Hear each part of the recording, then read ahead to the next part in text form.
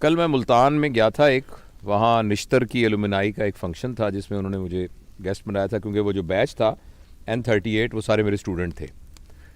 تو وہاں انہوں نے کہا کہ کوئی ایسی بات نہ کیجیے گا جو ڈاکٹری کی بات ہو. کہتے ہیں ہم ڈاکٹری کی باتیں کر کر کے، لوگ انگلینڈ سے آئے ہوئے تھے، امریکہ سے آئے ہوئے تھے. تو میں نے ان کو یہ بتایا، اور میں نے ویڈیو اپلوڈ بھی کی ہے، کہ ویل بینگ ہے نا، کہ انسان خوش ہے، اس کا کیا کرائیٹیریا ہے جس سے پتہ لگے کہ انسان خوش ہے. اس میں سے ایک کرائیٹیریا یہ تھا کہ انسان کی صحت اچھی ہونی چاہیے. اگر انسان کی صحت اچھی نہ ہو تو وہ ویل بینگ کیا ہے؟ فرض کریں اس کو بہت سارے پیسے ہیں، اس کی بہت بڑی گاڑی ہے، اس کا بہت بڑا گھر ہے، لیکن اگر اس کی صحت ٹھیک نہیں ہے. اچھا، انہوں نے پوچھا جی صحت ٹھیک کرنے کے بارے میں بتائیں. میں نے کہا جی اس میں سے جو اہم ہے نا وہ 4 باتیں ہیں. پہلی بات یہ ہے کہ آپ کھانا پراپر کھائیں، اور دوسری بات یہ کہ روزانہ ایکسرسائز کریں، اور تیسری بات جو تھی کہ پراپر سلیپ ہونی چاہیے، اور جو چوتھی بات جس کے بارے میں آپ سے بات کرنے چلا ہوں وہ ہے لیجر ٹائم. لیجر ٹائم کیا ہوتا ہے؟ جو آپ دکان پہ بیٹھتے ہیں وہ لیجر ٹائم نہیں ہے، جو آپ شاپنگ کرنے جاتے ہیں وہ لیجر ٹائم نہیں ہے، جو آپ فرض کریں میں سرجن ہوں، میں آپریشن کو بڑا انجوائے کرتا ہوں، مگر یہ بھی لیجر ٹائم نہیں. Work time is not a leisure time. Leisure time وہ ہوتا ہے جس میں آپ کا کوئی ایجنڈا نہ ہو. آپ نے جیسے ہم یہاں آئے ہیں نا، ہمارا کوئی ایجنڈا نہیں ہے، ہم نے بیٹھ کے کسی خاص موضوع پہ ڈسکس نہیں کرنا، ہمیں پتہ بھی نہیں ہم نے کس موضوع پہ.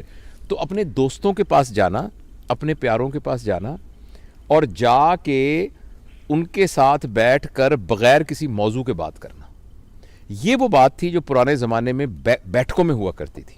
اگر آپ کسی گاؤں میں جائیں تو گاؤں کے اندر ایک جگہ ہوتی تھی، چوپال جسے کہتے تھے، وہاں 4 پائیاں پڑی ہوتی تھی، لوگ آ کے ویسے ہی بیٹھ جاتے تھے، حقہ پی رہے ہیں، گپے مار رہے ہیں، اور کوئی پرپز نہیں ہے، بس بیٹھے بت مارے. یہ ہے لیجر ٹائم.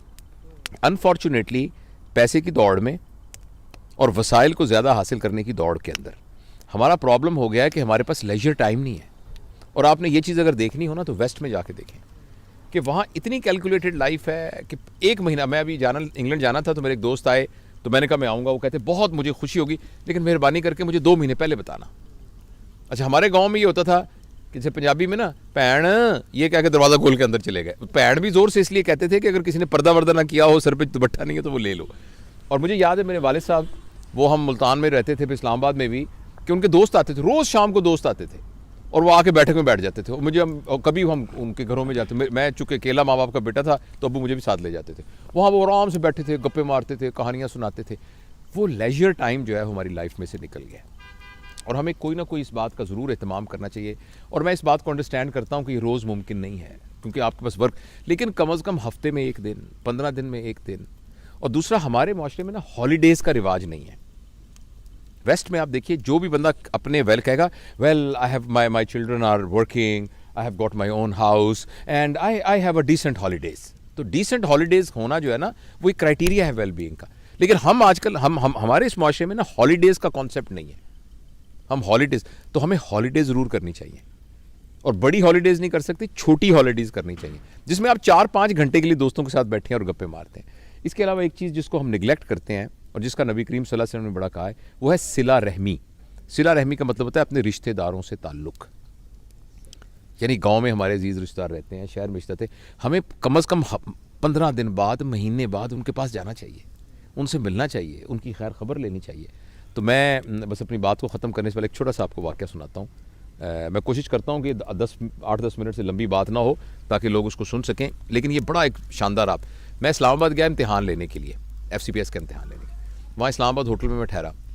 تو جب میں اسلام آباد میں ٹھہرا تو میں چونکہ وہیں پڑا بڑا ہوں اور وہیں سارا، تو مجھے ایسے خیال آیا. تو میں نے ایک دوست کو فون کیا، اس کا نام معراج ہے، سن رہا ہوگا شاید، نیورو سرجن ہے وہ. میں نے کہا یار ماجے میں آیا ہوں ادھر، تو کدھر ہے تو کہتا تم کہاں ٹھہرے ہو؟ میں کہا میں ادھر ہوں جو اسلام آباد ہوٹل میں جس کا نام ہالیڈے ہے. تو وہ کہنے لگا کہ لے میں تو اس کے سامنے سڑک سے گزر رہا ہوں، کون سا کمرہ ہے تمہارا؟ میں نے بتایا، کہتا میں آ رہا ہوں. اچھا وہ آ گیا. اچھا اتنے میں نا اس نے کہا یار اس کے ساتھ ہی محبوب الہی رہتا ہے، وہ خبریں میں کام کرتا تھا، خبر تو وہاں کوئی ایڈیٹر شیڈیٹر تھا. تو اس نے کہا میں اس کو بھی بلا لیتا ہوں. وہ محبوب الہی بھی آ گیا. اس کے بعد ہمارا ایک اور دوست تھا، تو اس نے اس کو فون کیا، وہ بھی آ گیا. تنویر ظفر، وہ آج کل امریکہ میں ہے، وہ بھی آ گیا. ہم چاروں جب بیٹھے نا تو ہم نے گپے مارنی شروع کر دی. اور میرا جانے کا ٹائم تھا جہاز کا.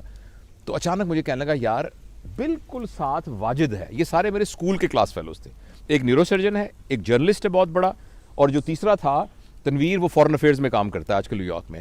تو واجد جو ہم میں سے تھا نا، اس کے والد صاحب تھے درزی تھے.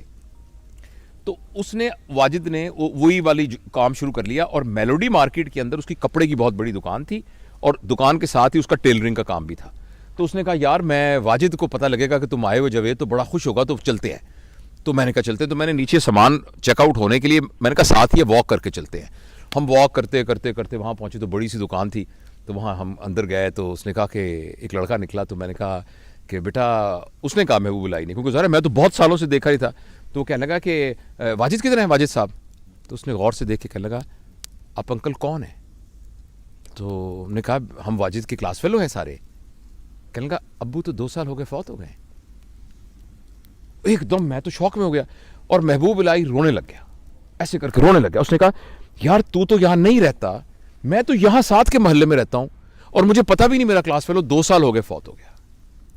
تو ایک دم نہ پھر میں نے اس بچے کو گلے لگایا. میں نے کہا بیٹا تو ہمیں بالکل نہیں جانتا, ہم تیرے چاچے ہیں ہم, اور تیرے ابا کے دوست تھے. اور بڑا پھر بیٹھ کے ہم نے فاتحہ پڑھی, اور واپسی پہ ہم سب نے یہ فیصلہ کیا کہ یار زندگی کا کیا پتہ ہے, تو جب تک ہم زندہ ہیں ہمیں اپنے دوستوں سے, ملنے والوں سے, تعلق والوں سے رابطہ نہیں منقطع کرنا چاہیے, ان کو ملتے رہنا چاہیے. کئی لوگوں سے ہم اس لیے نہیں ملتے کہ ان سے ہمارے خیالات نہیں ملتے, یا جی ان سے فلانی لڑائی ہو گئی تھی, فلانی ہماری شادی میں وہ نہیں آیا تھا, فلانے.